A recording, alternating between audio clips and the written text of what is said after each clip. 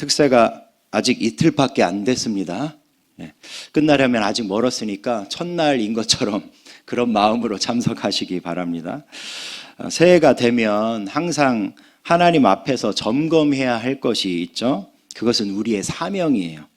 우리가 정말 구원받은 그리스도인이라면 우리 모두 예외 없이 우리에게 뭐가 있을까요?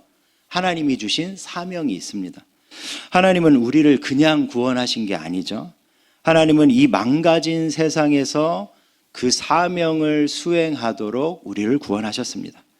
중요한 것은 우리가 받은 사명이 한두 개가 아니라는 거예요. 사명하면 무엇이 떠오르시나요?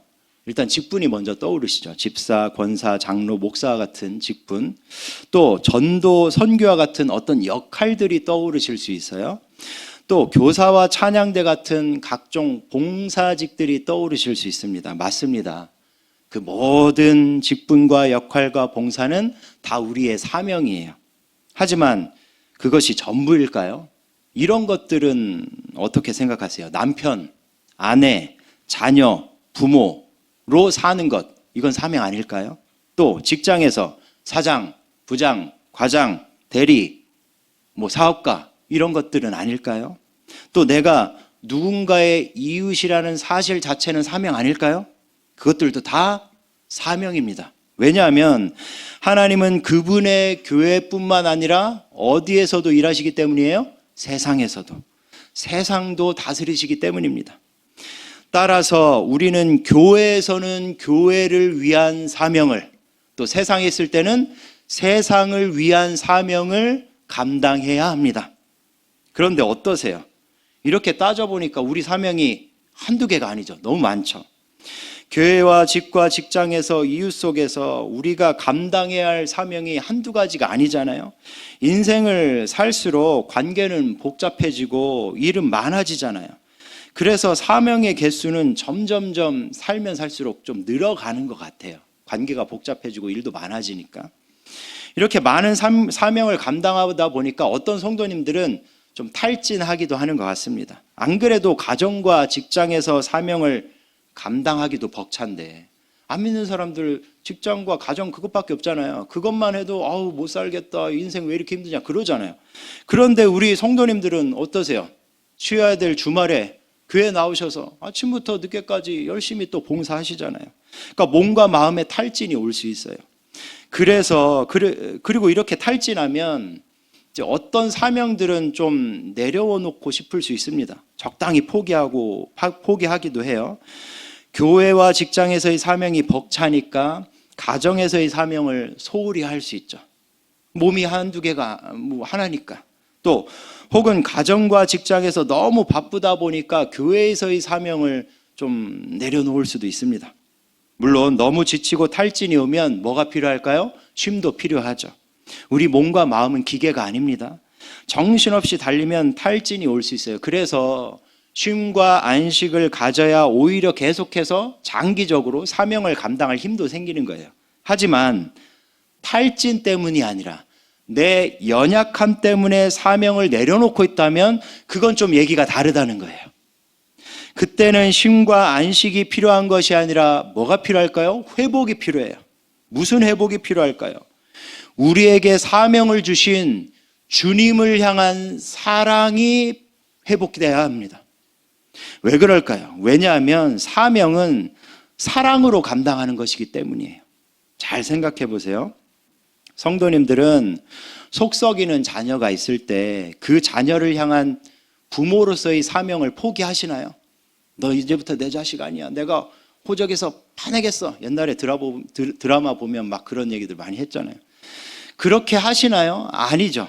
왜 포기하지 않으시나요? 왜 부모로서의 사명을 포기하지 않으세요? 자식을 사랑하니까. 마찬가지입니다. 우리가 주님을 사랑한다면 주님이 주신 사명도 포기하지 않을 거예요. 문제는 주님을 사랑하긴 사랑하는데 온전히 사랑하지 못하는 게 문제입니다. 그래서 사명을 감당하긴 감당하는데 어떨 때는 기쁨으로 감당했다가 어떨 때는 포기할 때도 있다는 것, 이게 문제라는 거예요. 오늘 본문에도 주님을 사랑하기는 사랑하는데 온전히 사랑하지 못해서 사명에 실패했던 한 사람이 등장합니다. 그가 누굴까요? 베드로예요. 베드로에게는 제자라는 사명이 있었잖아요. 제자가 뭔가요? 제자는 예수님을 온전히 따라야 하는 사람이에요. 예수님을 온전히 따라야 하는 사명이 베드로에게 있었다는 거예요. 처음에 베드로는 자기가 사명에 충실한 사람이라고 생각했던 것 같아요. 예수님의 12제자 중에 베드로만큼 그의 성격이 잘 드러난 사람 없잖아요. 되게 다혈질이고 나서기 좋아하고 뽐내기 좋아하고 예수님께 인정받고 싶어하고. 그러니까 좀 내가 이 12명 나머지 11명의 제자들 중에 내가 제일 예수님을 제일 사랑해. 내가 예수님을 제일 잘 따라 이렇게 생각했던 것 같아요. 그래서 예수님이 잡히시기 전날 밤 뭐라고 호언장담했나요? 내가 예수님을 위해서 죽겠다. 호언장담을 했어요. 하지만 잘 아시는 것처럼 베드로는 예수님이 잡히실 때 대제사장의 뜰에서 어떻게 했나요? 예수님을 3번이나 부인했죠. 사명에 실패했던 거예요. 그렇다면 오늘 본문에서 예수님이 베드로에게 3번이나 네가 나를 사랑하느냐라고 물으신 것은 다분히 의도적인 거죠. 계획에 없이 물어보신 게 아니라 의도적으로 물어보신 거예요. 무슨 의도일까요? 베드로가 예수님을 3번이나 부인했던 그 모습, 즉 베드로가 사명에 실패했던 모습을 떠올리게 하는 의도였던 거예요. 그래서 베드로는 예전처럼 내가 주님 사랑합니다. 내가 그래서 주님을 위해서 죽을 수 있습니다. 라고 감히 대답을 하지 못하는 거예요. 17절 중반을 보겠습니다. 17절 중반을 보세요. 예수님이 3번째 나를 사랑하느냐라고 물으시니까 베드로가 어떤 반응을 보이나요? 근심이에요. 근심. 첫 번째, 두 번째 때까지는 바로 대답은 하겠어요. 베드로답게 그렇게 대답은 하긴 했어요. 근데 3번째 물으시니까 이제 근심이 되는 거예요. 왜 근심했을까요? 예수님이 자기를 질책하는 것 같아서 무서워서일까요? 아닙니다. 예수님이 질책하실 거였으면 그냥 대놓고 너 그때 왜? 나 왜 배신했어? 너 바로 몇 시간 전에 그날 밤에 날 위해서 죽겠다고 했잖아. 근데 왜 몇 시간 지나지도 않아서 그 맹세를 배신했어? 왜 날 배신했어? 라고 질책하셨을 거예요. 그런데 그렇게 하지 않으셨죠. 그렇다면 베드로는 왜 근심했을까요? 베드로 스스로 생각하기에 더 이상 예수님을 온전히 사랑한다고 뭐 할 수 없는 거예요? 이제는 더 이상 장담할 수 없는 거예요. 베드로가 예수님을 사랑하지 않았던 것은 아니죠. 어찌 자기를 구원하신 예수님을 사랑하지 않을 수 있을까요? 베드로는 예수님을 사랑했어요. 하지만 베드로는 예수님을 부인했던 그 순간 깨달은 거예요. 아, 내가 예수님을 온전히 사랑한 건 아니었구나. 나는 주님을 위해서 죽을 수 있다고 생각했는데 그게 아니었구나 라는 걸 깨달은 거예요. 그래서 베드로는 아주 겸손하게 주님, 내가 주님을 사랑하는 줄 주님이 아십니다. 베드로 성격상 이렇게 말 못할 텐데 주님, 내가 주님 사랑하는 줄 주님이 아십니다 라고 대답할 수밖에 없었던 거예요. 우리는 어떤가요? 우리는 예수님을 사랑하나요? 이 질문에는 아멘 크게 나오셔야죠. 우리는 예수님을 사랑합니까? 아멘이시죠? 이 질문에 누구도 나는 예수님을 사랑하지 않습니다 라고 대답하실 분은 아무도 없으실 거예요. 예수님을 사랑하니까 이 추운 새벽에 나오셔서 예수님을 만나고 교제하고 그분과 대화하고 기도하시는 거잖아요. 그런데 질문을 바꿔볼게요. 우리는 예수님을 온전히 사랑할까요? 이 질문에 누구도 나는 예수님을 온전히 사랑합니다 라고 대답하기가 어려우실 거예요. 왜 그럴까요? 우리도 베드로 같기 때문에 그래요. 우리에게도 실패의 기억이 있기 때문이에요. 예수님이 주신 사명에 실패한 기억들이 잠깐만 떠올려도 주마등처럼 스쳐 지나가기 때문에 그래요. 교회에서 직분자이자 봉사자로서, 가정에서 배우자이자 부모이자 자녀로서, 직장에서 상사이자 부하 직원으로서, 동네에서 이웃으로서 우리는 사명에 늘 온전히 충실했나요? 성공했나요? 제 사모가 그러더라고요. 친정 엄마가 만약 지금 돌아가시면 자기는 너무 후회가 돼서 가슴이 미어질 것 같대요. 제가 옆에서 보기에는 딸로서 최선을 다해서 모시거든요. 그런데도 사모는 자기 엄마에게 잘못한 것만 생각날 것 같대요. 지금은 잘 생각 안 나더라도 엄마가 돌아가시고 나면 내가 엄마한테 잘못한 것만 생각날 것 같대요. 그래서 너무 미안하대요. 저라고 다를까요? 저는 목사라는 사명 하나만 놓고도 때로는 이 직분을, 이 사명을 내려놓고 싶을 때가 있어요. 힘들어서가 아니에요. 부끄러워서 그래요. 그때 내가 어떤 성도님에게 나도 모르게 상처를 줬는데, 그때 내가 설교를 죽섰지. 설교 죽쓰는 심정을 아세요? 아무도 모르실 거예요. 이게 회사로 따지면, 직장으로 따지면 매주 한두 번 이상을 사람들 앞에서 PT하는 거예요. 프리젠테이션. 그거 장난 아니거든요. 회사에서도 그런 거 한 번씩 하려면 죽을 맛이거든요. 근데 설교를 최소 한두 번 이상 서서 열심히 준비한다고 했는데 죽으면 진짜 쥐구멍이라도 들어가고 싶거든요. 그때 내가 기도를 열심히 해서 충만했어야 되는데 내가 게을렀지, 이런 생각이 들면요, 앞으로 내가 목사 잘할 수 있을 것 같다라는 자신감이 완전히 사라져요. 이렇게 따져보면 우리는 온전히 주님을 사랑하지 못해서 사명에 실패할 때가 한두 번이 아니라는 거죠. 그런데 감사하시기 바랍니다.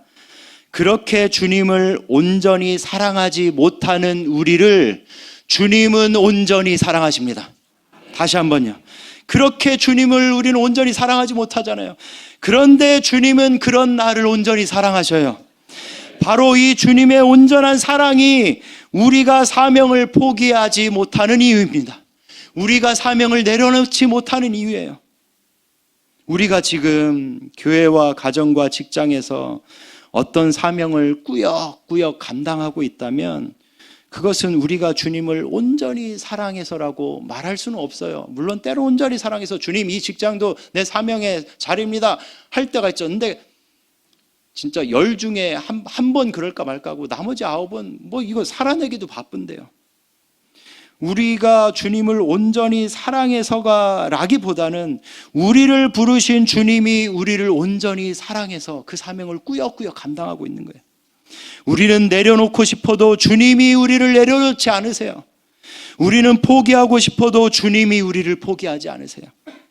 베드로는 이런 주님의 사랑을 알았기 때문에 그가 할 수 있는 최대의 사랑을 고백한 것입니다. 그 사랑 고백이 뭐예요?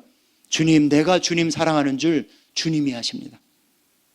이렇게라도 주님께 사랑을 고백할 수 있다면 우리는 사명에 실패는 할 수 있어도 결코 그 사명을 포기할 수는 없습니다. 왜 그럴까요? 아무리 부족해도 우리는 여전히 주님을 사랑하고 있기 때문이에요. 온전하지 못하지만 우리는 주님을 사랑하고 있어요. 가만히 생각해 보세요. 어찌 우리가 주님을 사랑하지 않을 수 있을까요? 우리를 사랑하셔서, 우리를 온전히 사랑하셔서 십자가에서 온몸을 찢으신 주님을 생각할 때 우리가 어찌 주님을 사랑하지 않을 수 있을까요? 내가 주님을 온전히 사랑하지 못할 때 주님이 너 더 이상 나에게 필요 없어, 너를 내 호적에서 파낼 거야 라고 하시지 않으시고 부드러운 목소리로 내 양을 치라, 내 양을 먹이라고 사명을 회복시켜 주시는데 그런 주님을 우리가 어찌 사랑하지 않을 수 있겠어요? 주님을 여전히 사랑하시나요? 그렇다면 감히 내가 주님을 위해서 죽겠습니다 라고 장담하지는 못해도 주님, 내가 주님을 사랑하는 줄 주님은 아십니다 라고 진심을 다해서 표현하시길 바랍니다. 그거면 됩니다. 그거면 충분합니다. 우리를 온전히 사랑하시는 주님이 그 소박한 사랑 고백을 받으십니다. 그리고 말씀하시는 줄 믿습니다. 내 양을 치라, 내 양을 먹이라. 그 사명을 회복시켜 주실 때 그 사명을 따라 올 한 해 충성하시길 예수님의 이름으로 간절히 축원합니다.